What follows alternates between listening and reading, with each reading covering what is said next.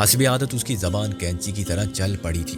وہ بھول گئی تھی کہ ہم برآمدے میں کھڑے ہیں اور اندر ناشتہ میز پر لگا ہوا ہے۔ مجھے اور غالب کو بہت ہنسی آئی۔ بچہ بغل میں اور ڈنڈورا شہر میں، یہ اس کی صحیح مثال تھی۔ بالآخر منظر نے کہا، نیک بخت خلاصہ سنا دے۔ ایک بچہ کھو گیا تھا، بیڈ کے نیچے سے مل گیا۔ انسان کا بچہ ہوتا تو اوپر ملتا نا۔ اب چلو اندر۔ ان عورتوں کو مامتا کا ڈھول بجانے کا شوق ہے یار، ورنہ کیا باپتا نہیں ہوتی، اور آنسو بہانے کی تو بڑی پریکٹس ہوتی ہے۔ میں نے بہت سمجھایا کہ بھائی ایک نہیں تو نہ صحیح، پھر ہو جائیں گے 15، رونے کی کیا بات ہے، ابھی تو میں جوان ہوں۔ اس کی بیوی چلانے لگی، شرم تو نہیں آتی؟ شرم کیسی بڑے فخر کی بات ہے یہ تو۔ ان سالوں کو دیکھنا، اس کے آدھے بھی کر لینا مل کے تو قسم خدا کی مان لوں گا کہ یہ بھی مرد ہے۔ اور غالب بے تحاشا ہنس رہے تھے، اور منظر کی بیوی چلا رہی تھی کہ رابعہ اندر آ گئی۔ عام حالات میں وہ بہت پہلے آ جاتی، یا منہ ہنستی ہوئی آتی اور سب کے کہکوں میں شامل ہو جاتی، مگر جانتے بوجھتے وہ اپنے چہرے پر سنجیدگی مسلط کر کے آئی تھی۔ اس کا فطری رد عمل یہ ہوا کہ ہم سب بھی ایک دم خاموش ہو گئے، اور اچھے خاصے بے تکلف ماحول میں کشیدگی یوں پھیل گئی جیسے بجلی کا سوئچ آف کرتے ہی اندھیرا پھیل جاتا ہے۔ کیا حال ہے سکندر؟ رابعہ نے مصنوعی لہجے میں کہا۔ اتنے سیریس کیوں نظر آ رہے ہو؟ بیٹھو۔ میں نے بھی بانچیں چیر کے کہا، نہیں میں تو بہت خوش ہوں۔ وہ غالب سے مخاطب ہو گئی، نازو بھی آئی ہے ساتھ؟ یہ بیٹھی تو ہے تمہارے ساتھ، غالب بولا۔ بھوت کی بچی ہے، غائب ہو جاتی ہے، تم بھی غائب ہو، کل یہ غائب ہو گئے تھے۔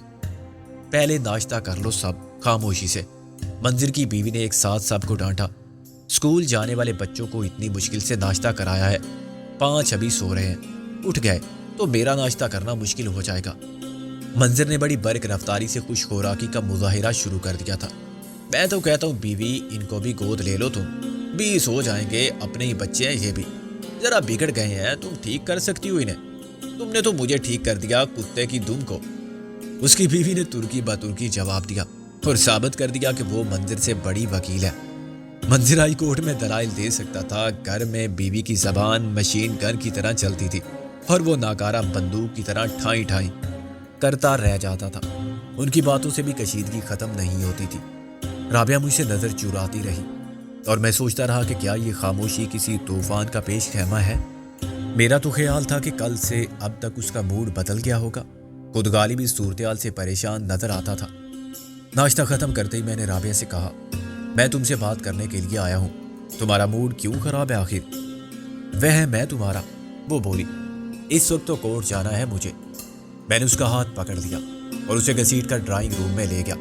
وارڈ میں گئی کورٹ، یہ دفتر نہیں ہے تمہارا جہاں سے تم نے مجھے بے عزت کر کے نکال دیا تھا اور میں خاموشی سے چلا گیا تھا۔ میں نے دیکھا تھا۔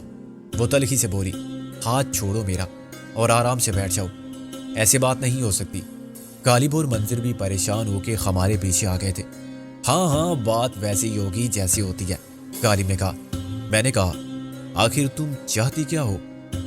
آج تک میرے چاہنے سے کچھ نہیں ہوا، میں تمہیں کیا بتاؤں میں کیا چاہتی ہوں؟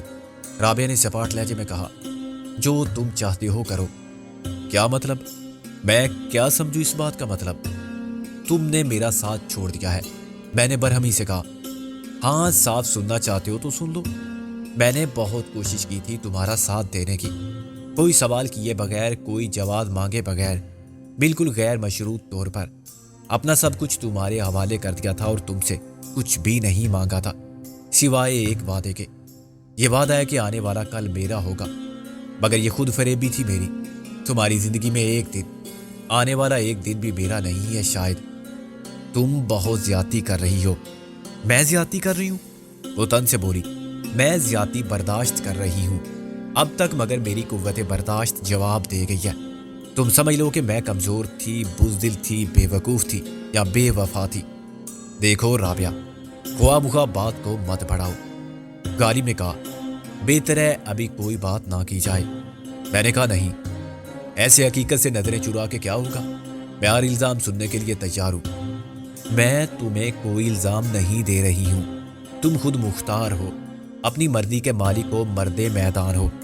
میں ناقص العقل عورت ذات ہوں، تم مجاہد ہو، گفتار کے ہی نہیں کردار کے غازی بھی ہو۔ تم سپر مین ہو، سب سے برتر ہو، سب وہی کرتے ہیں جو تم چاہتے ہو کیونکہ تم MRS کے چیف ہو۔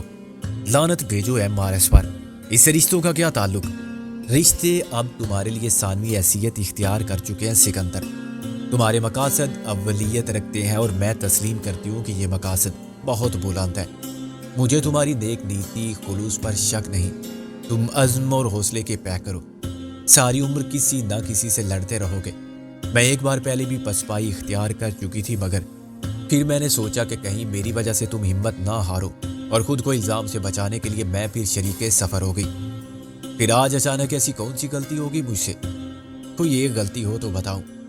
میرے خیال میں تو تمہاری ساری زندگی اب ایک غلطی کا تسلسل ہے۔ تم زندگی سے مفاہمت کبھی نہیں کرو گے۔ تم نے شکست کو آنا کا مسئلہ بنا لیا ہے، حالانکہ زندگی عبارت ہے کامیابی اور ناکامی کے دو رنگوں سے۔ جیو اور جینے دو کا فلسفہ آدمی کو صرف جھکانا ہی نہیں سکھاتا، جھکنا بھی سکھاتا ہے۔ میں اور غالب دم بخود بیٹھے رابعہ کے استریا زدہ لہجے میں اپنی فرد جرم سن رہے تھے۔ بدلا کچھ بھی نہیں تھا سوائے رابعہ کی نظر کے۔ چنانچہ وہی جو کل قابل تعریف تھا آج قابل تعزیر بن گیا تھا۔ شاید منظر کو معلوم تھا کہ رابعہ کیا کہے گی۔ رابعہ پہلے ہی اسے اپنے نقطۂ نظر سے آگاہ کر چکی ہوگی کہ وہ خاموش بیٹھا رہا جو اس کی فطرت کے خلاف تھا، اور پھر کورٹ جانے کا عذر پیش کر کے اٹھ گیا۔ منظر کی بیوی نے بھی بحث ضرور سنی ہوگی، مگر اس نے اندر آ کے نہیں جھانکا۔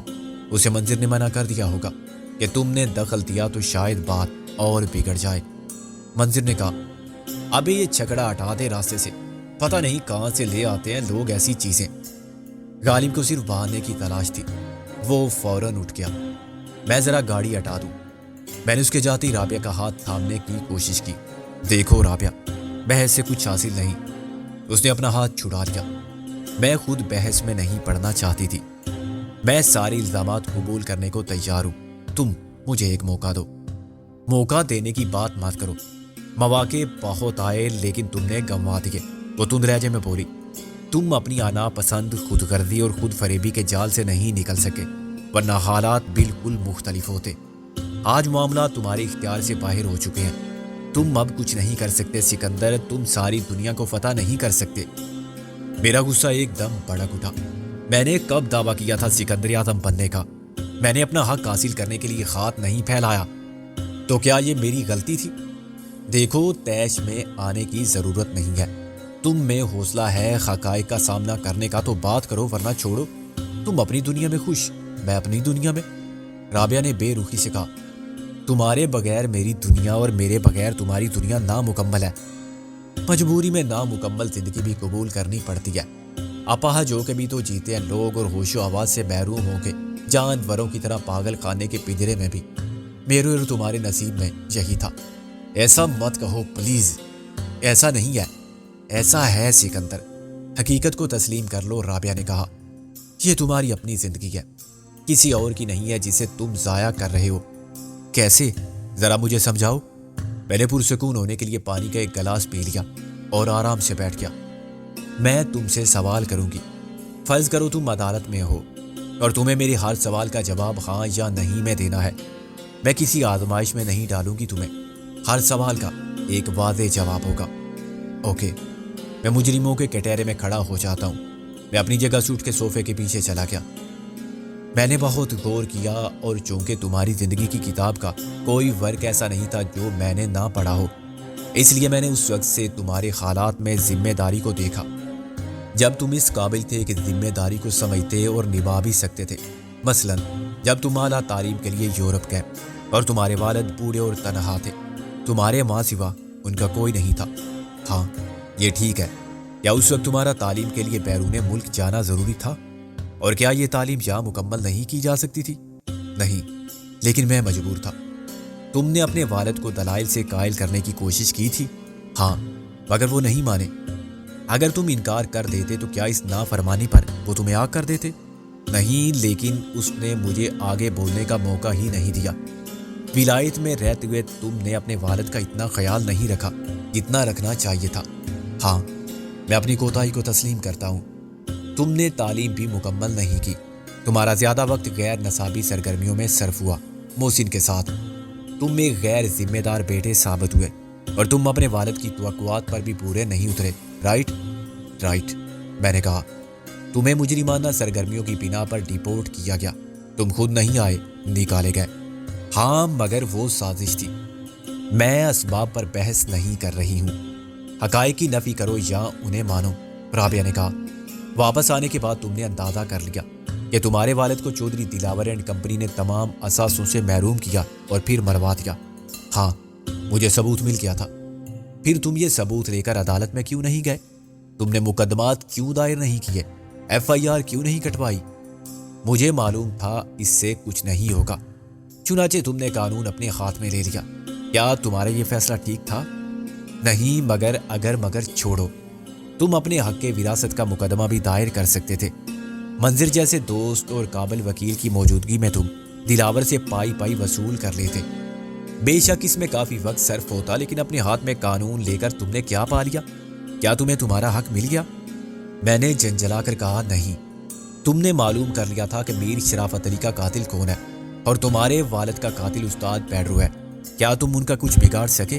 نہیں، لیکن تمہارے والد کی لاش پوسٹ مارٹم سے قبل ہی کھود کے نکال لی گئی۔ کیا تمہیں یہ معلوم ہوا کہ اب ان کی ہڈیاں کہاں مدفون ہیں؟ میں نے محسوس کیا کہ میرا چہرہ تپ رہا ہے اور میں نے وحشت کی کیفیت میں صوفے کو یوں دبوچ رکھا ہے جیسے وہ دلاور کی گردن ہو اور میں اسے گلا گھونٹ کے جان سے مار دینا چاہتا ہوں۔ نہیں نہیں نہیں، میں نے چیخ کر کہا۔ ابھی سے حوصلہ جواب دے گیا سکندر، تم حالات کو نظر انداز کر رہی ہو، میں نے غصے میں کہا۔ میں صرف نتائج کی بات کر رہی ہوں۔ ریاضی کے دقیق مسائل حل کرنے میں بڑا وقت لگتا ہے اور بہت محنت ہوتی ہے، مگر اس کا جواب ایک ہی ہوتا ہے۔ ہوا طریقہ کوئی بھی اختیار کیا جائے، حل کمپیوٹر سے نکالا جائے یا کاغذ پنسل سے۔ میں تھک کے صوفے پر بیٹھ گیا۔ رابعہ، خدا کے لیے بس کرو۔ نہیں، فیصلہ آج ہو جانا چاہیے۔ مجھے بتاؤ کہ تم نے چودھری دلاور کے خلاف اعلان جنگ کیا تھا، کیا اسے شکست ہوئی؟ نہیں۔ تم نے غداروں، علیحدگی پسندوں کی سازش کے خلاف جہاد کیا، کیا اس سے کچھ حاصل ہوا؟ تم اس ملک کو ٹوٹنے سے بچا سکے؟ نہیں، میں نے دونوں ہاتھوں سے سر تھام کے کہا۔ میں مانتا ہوں تمہارے سارے فیصلے غلط تھے سکندر۔ تم ایک خیالی غیر حقیقی دنیا کے آئیڈیلسٹ تھے۔ اگر تم حقیقت شناس ہوتے تو اپنے ساتھ دوسروں کی زندگی کو ایک لا حاصل جوئے میں داؤ پر نہ لگاتے۔ تم کو چودھری دلاور نے ابتدا ہی میں بڑی معقول پیشکش کی تھی۔ تم یہ کہہ رہی ہو؟ تم اس کے پارٹنر نہ بنتے جتنا وہ تمہیں نقصانات کی تلافی کے طور پر دے رہا تھا، وہ لے کر کہیں بھی سیٹل ہو جاتے۔ اس نے واپس برطانیہ بھیجنے کی آفر بھی دی تھی۔ تمہارا مطلب ہے کہ میں اپنے باپ کے قاتل کو معاف کر دیتا، اس کے ہاتھ اپنا ضمیر بیچ دیتا، اپنے والد کے خون کی قیمت وصول کر لیتا؟ بعد میں بھی کیا ملا تمہیں؟ تم اسے نہ بدلہ لے سکے، نہ اپنا حق۔ الٹا تم نے اپنے ساتھ اپنے مخلص دوستوں کے مستقبل کو بھی ایک بے مقصد جنگ میں جھونک دیا۔ اسے تم ایک بے مقصد جنگ کہتی ہو؟ میں نے لات مار کے بیز الٹ دی۔ ہاں، اس میں اپنی ماں گنوا بیٹھی ہوں، اپنا گھر گنوا دیا، اپنا کیریئر گنوا دیا۔ محسن کو دیکھو، نازو کو دیکھو، ان سب کے پاس کیا رہا؟ محسن کی بیوی بچہ اس جنگ کی بھیڑ چڑھ گئے جو صرف تمہاری جنگ تھی۔ مجھے نہیں معلوم تھا کہ تمہاری سوچ اس حد تک پست ہو جائے گی۔ حقیقت کو جھٹلایا نہیں جا سکتا سکندر، چھوڑو اسے، جو ہو گیا آج کی بات کرو۔ یہ دیکھو کہ تم کہاں کھڑے ہو۔ ایک بار پھر تم نے چودھری دلاور کی مساہلت کی پیشکش کو مسترد کر دیا ہے، حالانکہ وہ سب کچھ کرنے کو تیار تھا۔ اس نے تم سے معافی مانگی، خود کو مجرم تسلیم کیا، استاد پیڈرو کو تمہارے حوالے کرنے کا وعدہ کیا، تمہارا حق تمہیں لوٹانے کے علاوہ اس ذہنی و جسمانی اذیت کا تاوان ادا کرنے کا وعدہ کیا جو تم نے برداشت کی، لیکن تم نے اس کے خلاف محض آرائی ختم نہیں کی۔ یہ سب میں کروں گا بھی نہیں رابعہ۔ نہ کرو، تمہارے خلاف تمام پرانے مقدمات پھر کھل جائیں گے۔ اس دن جب تم میری پرواہ کیے بغیر استاد پیڈرو کے پیچھے بھاگ کھڑے ہوئے تھے تو مجھے چودھری دلاور نے روک لیا تھا۔ اس نے مجھ سے درخواست کی تھی کہ میں اس کی بات سنوں، اور میں نے اسی وقت طے کر لیا تھا کہ بس اب بہت ہو چکی، میں اس سے زیادہ برداشت نہیں کر سکتی۔ میں اس کے ساتھ چلی گئی اور اس نے مجھے سب سمجھا دیا کہ اس کے کیا عزائم ہیں اور وہ کیا کرنا چاہتا ہے۔ لعنت بھیجو اس پر۔ مجھے بتاؤ تم کیا چاہتی ہو؟ رابعہ نے کہا، میں یہ چاہتی ہوں کہ تم اپنی زندگی گزارو، اپنے لیے، اپنی مرضی سے، اپنی خوشی کے لیے اور اپنے مستقبل کی خوشحالی کے لیے، اپنے دوستوں کے لیے، چاہنے والوں کے لیے۔ تمہارا گھر تمہیں واپس مل گیا ہے اور میرا گھر دلاور نے میرے حوالے کر دیا ہے۔ وزیر خان مرحوم کی ساری دولت اور جائیداد جس پر تمہارا حق تھا تمہیں کسی قانونی یا غیر قانونی جھگڑے کے بغیر مل جائے گی، علاوہ جرمانے یا تاوان کے۔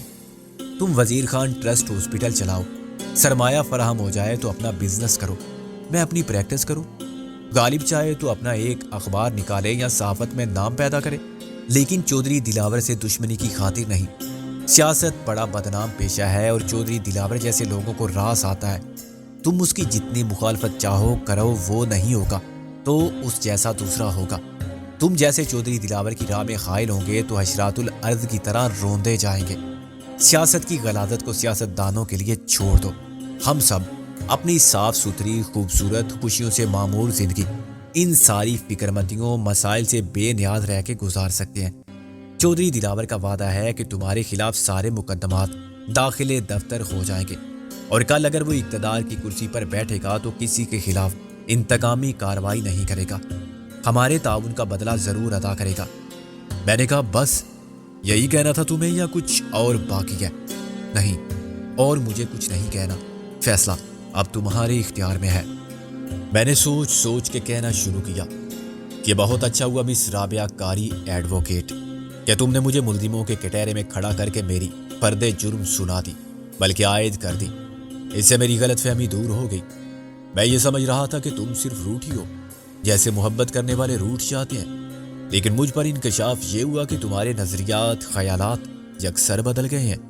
یہ انقلاب اچانک نہیں آیا، یقیناً تمہارے وجود میں شکست و ریخت کا عمل بہت پہلے سے جاری تھا، لیکن تم امیدوں کے سارے پر عہد رفاقت نبھا رہی تھی۔ اچانک کچھ نہیں ہوتا، بظاہر تندرست نظر آنے والا اچانک حرکت قلب بند ہونے سے مر جاتا ہے۔ خود سے یا دیکھنے والوں کو اندازہ نہیں ہوتا کہ اندر اس کے دل کی کیا حالت ہے۔ بلڈ پریشر کو خاموش قاتل یعنی سائلنٹ کلر کہا جاتا ہے۔ کولیسٹرول کی زیادتی اور ذیابیطس کی موجودگی کا بھی پتہ نہیں چلتا۔ یہی تمہارے ساتھ ہوا۔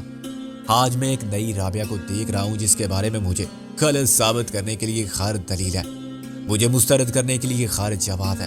میرے نظریات خیالات سے اختلافات کی وجہ ہے اور میرے اعمال کو میری فرد جرم بنانے کی خواہش ہے۔ اس خواہش کی تکمیل کے لیے یہ نئی رابعہ میرے جذباتی استحصال پر یقین رکھتی ہے، اس کے پاس سے اعتماد ہے۔ اس سکندر کی سب سے بڑی کمزوری اس کی محبت ہے۔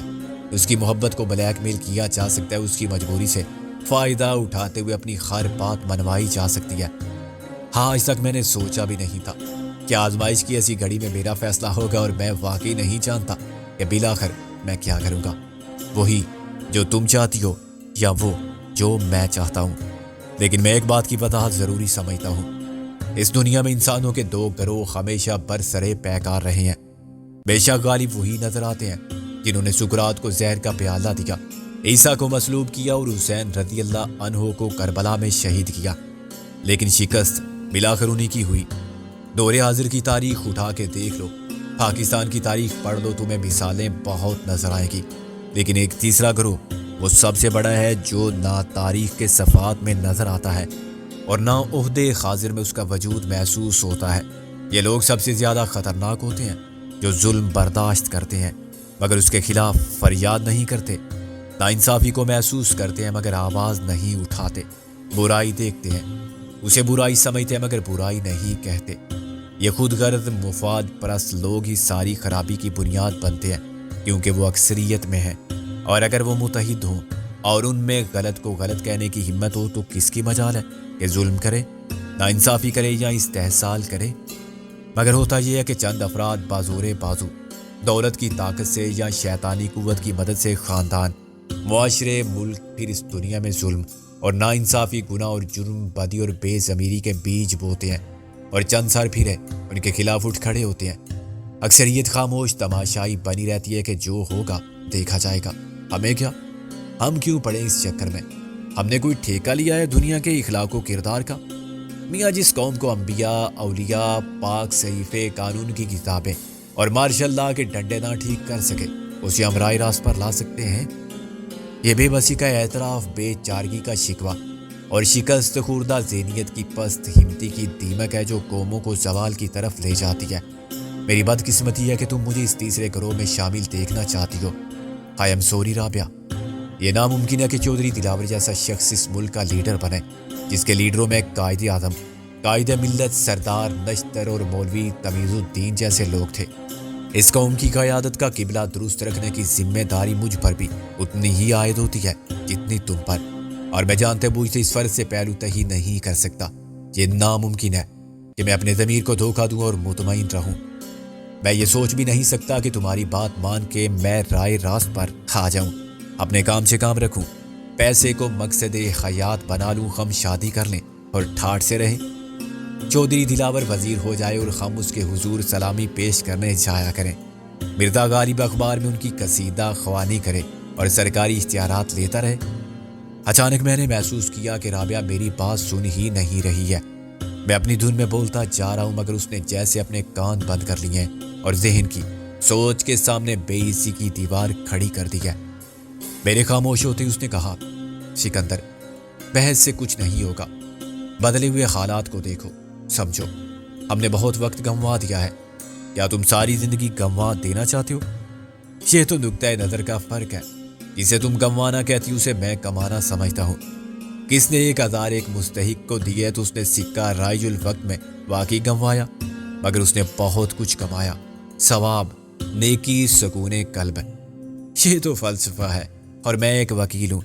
वकील से पहले भी मैं एक औरत हूँ। मेरी फितरत के तकाजे कुछ और हैं और जिनको तुम मुसलसल नजरअंदाज कर रहे हो। देखो गुल मोहसिन को उन्होंने कितना सही फैसला किया, आखिर वो कब तक तुम्हारा साथ देते? गालिब और नाजो भी एक दिन ये समझ लेंगे कि जिंदगी से समझौता करना ही पड़ना है। मैं समझ गया हूँ राबिया, हम उस दो राहे पर आ गए हैं जहाँ एक तरफ तुम्हारी जिंदगी के मकासद है तो दूसरी तरफ मेरे असूल है। वो एकदम इल्तिजा पर आ गई। सिकंदर प्लीज इतनी उजलत में फैसला मत करो, फैसला तुम्हें करना है राबिया, मुझे नहीं। मैं आज भी वही हूँ जो कल था, बदली हो तो तुम। मैंने कहा, देखो गालिब और नाजो से भी मशवरा कर लो, हम सब मिल के बैठते हैं, सोचते हैं।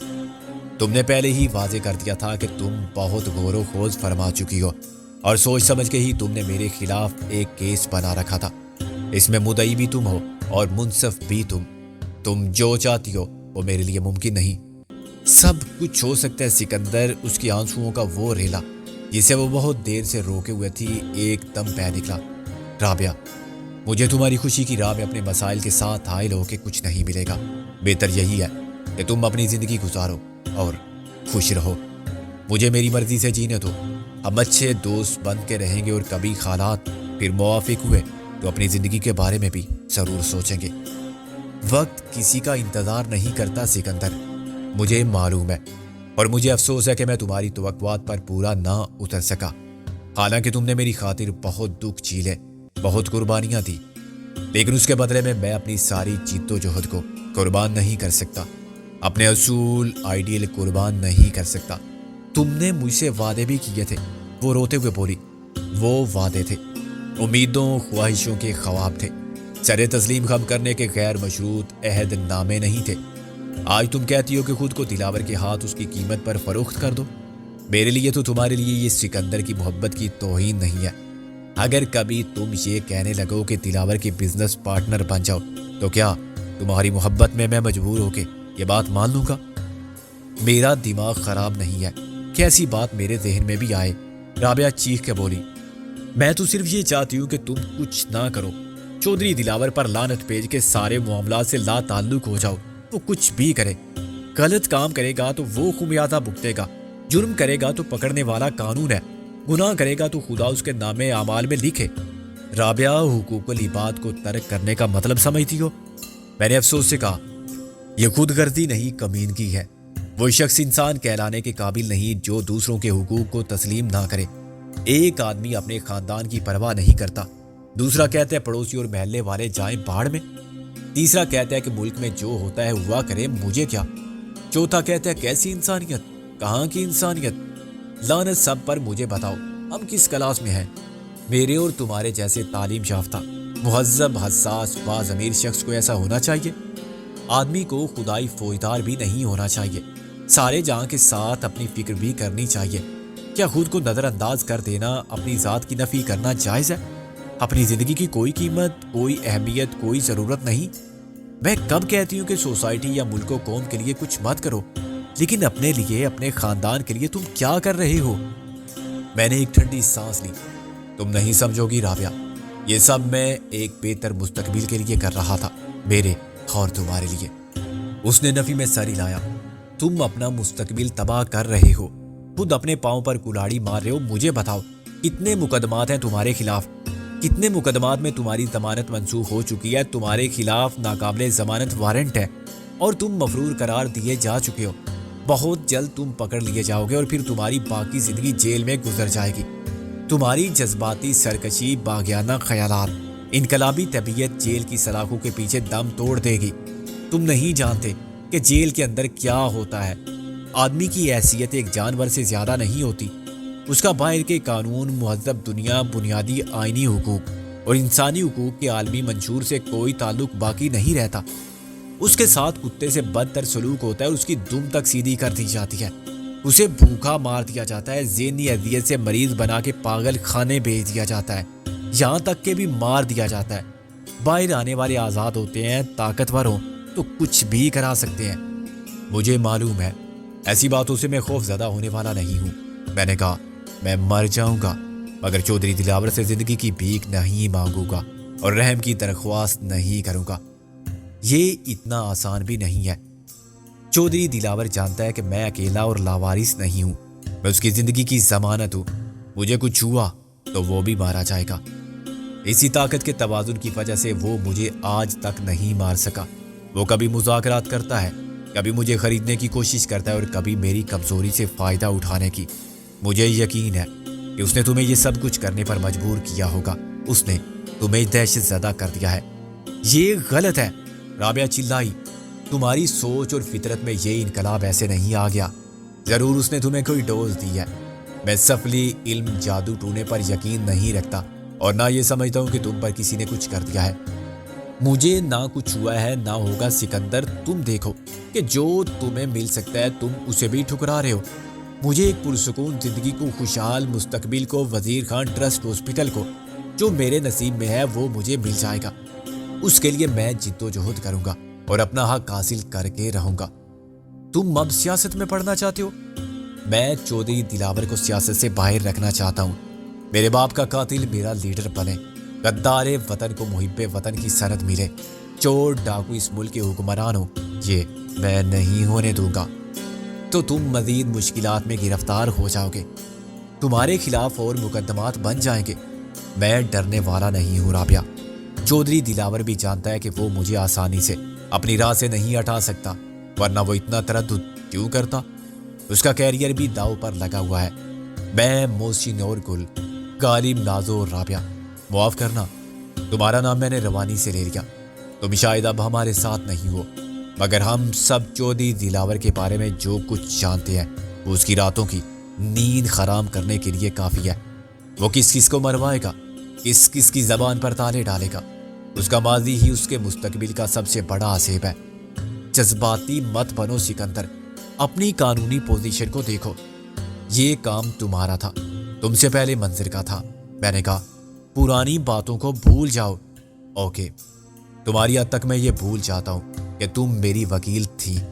मैं वो वकालतनामा भी मनसूख कर दूंगा। मंजिर मेरी पैरवी कर सकता है। तुम गुस्से में हो, गलत मतलब निकाल रहे हो मेरी बात का। मैं उठ खड़ा हुआ। जैसा कि तुमने कहा, हम अच्छे दोस्त रहेंगे, मगर मैं कभी तुम्हारे ऑफिस में तुमसे मिलने नहीं आऊंगा।